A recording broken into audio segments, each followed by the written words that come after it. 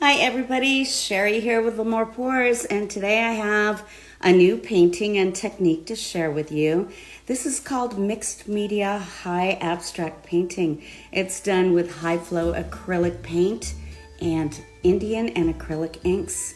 Now here is the finished painting, and what I'm trying to achieve here is to get vibrant whole colors along with these beautiful webbing or lacing effects and those pillowy white cells to come up through that brilliant color.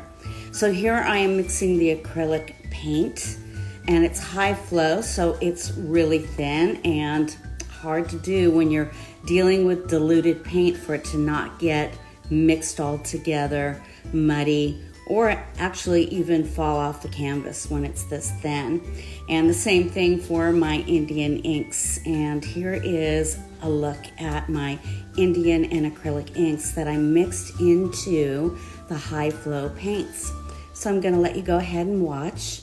There it is all mixed together. And I will let you watch the process. I'm going to pour the whole cup of mixed paints onto a flooded canvas of acrylic white and acrylic white Indian ink. And then I'm going to inject some acrylic ink into the painting as I do it. And I'm going to go ahead and let you guys watch.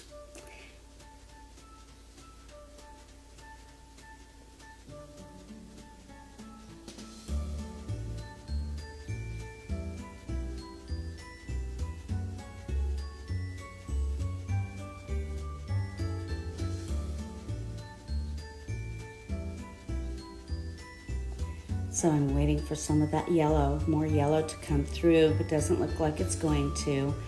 Sometimes you just lose the yellow in paintings. Next time I will put more yellow into the cup. But I can see that the Indian ink is working, and it's coming through that dark Prussian blue. You can see those cells coming up through that dark paint. Let's just hope it doesn't turn baby blue. And now I'm injecting that Indian ink underneath the paint. I'm actually pushing the nozzle of my bottle underneath that paint in order to get effects.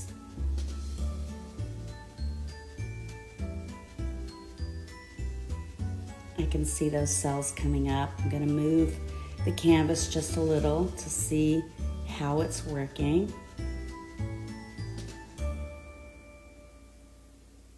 Really fun doing these new techniques.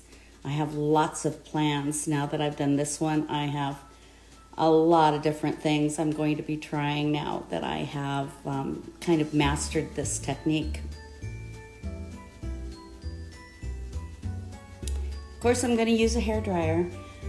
Always use the hairdryer on that first try. It is the harshest way that I can move the paint, and it does tell me how much this paint can take. Is it going to turn all brown? Is it going to give me the effects? And then next time I might use my palette knife or a brush or a comb, or I might just stretch the paint onto the canvas and have a whole different look. So I hope you enjoy watching these effects come up through. So those white cells are coming up through those dark, rich oranges and reds and those Prussian, beautiful dark blues.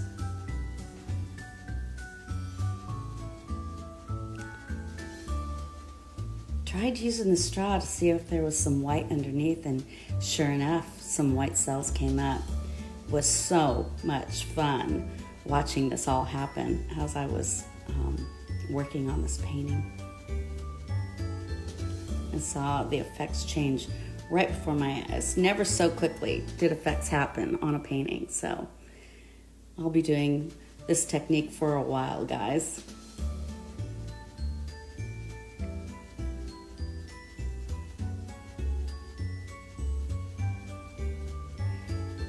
grandmother Joy's pick. Just had to get it in there in every painting, especially a new technique.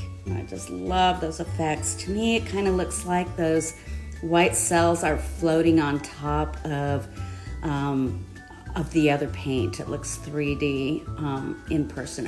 It really turned out very cool looking, and the lacing, nothing turned that baby blue. There's actually dark blues and dark reds through the white, which was the effect we were hoping for.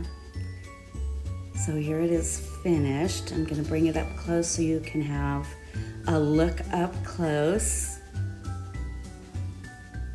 And I'm excited to do the next one. Look at those puffy cells.